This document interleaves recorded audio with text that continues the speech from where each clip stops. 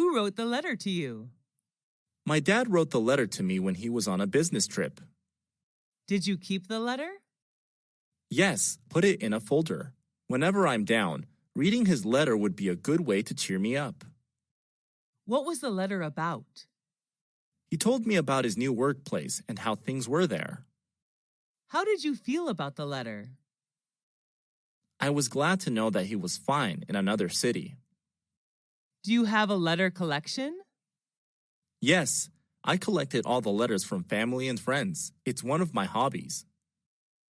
Do you like writing letters or emails? I prefer writing paper letters. Do people in your country usually write letters? Years ago, they did. Now people prefer emails. What's the difference between emails and handwritten letters? Emails are much more convenient than letters because they're free to send and they get there instantly. However, letters are much more special.